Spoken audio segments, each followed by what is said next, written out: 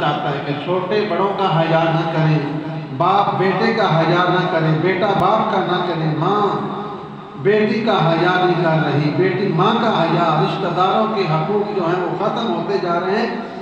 تو خاندان میں دینی رجحان معاشرے کی ضرورت ہے، خاندان میں دین کی تبلیغ، دین جو ہے اس کو حاصل کرنا یہ معاشرے کی ضرورت ہے۔ دین کے بغیر معاشرہ ہمارا خوبصورت نہیں بنے گا۔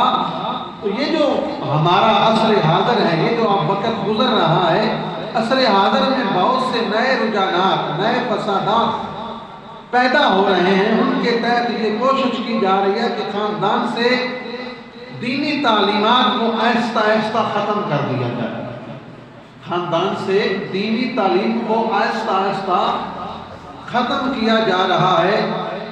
تو یہ بھی دشمن کی سازش ہے، دین سے ہمیں دور کیا جا رہا ہے۔ نت نئے فیشن، نئے نئے طریقے، نئے نئے ڈرامے جو ہیں وہ آ رہے ہیں، تو اس سے بھی دین جو ہے اس سے لوگ دور ہوتے جا رہے ہیں۔ اور اگر کوئی گھر میں ہمارا بچہ دیندار ہے یا اس کا دین کے ساتھ کوئی تعلق ہے، نماز پڑھتا ہے، یا اس نے چہرے پہ اپنی نبی کی داڑھی سجا لی ہے، تو ہمارا معاشرہ اسے بھی برا، یعنی پورے خاندان میں سمجھتا ہے یہ مولوی ہے۔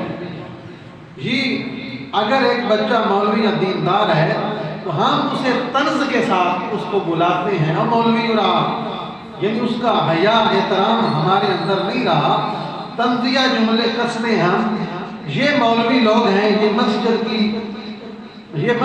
بیت کی دنیا کا کیا جانے، یہ مولوی مسجد تک محدود ہیں، بیت کی دنیا کو یہ کیا جانے۔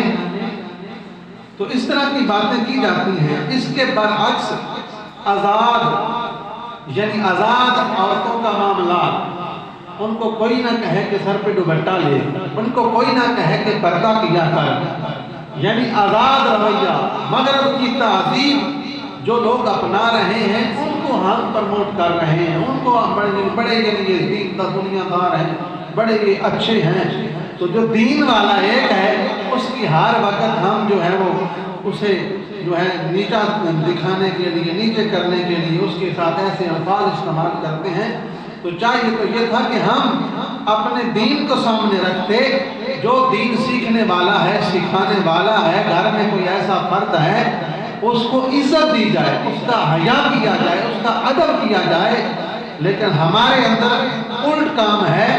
تو قرآن حکیم میں ہے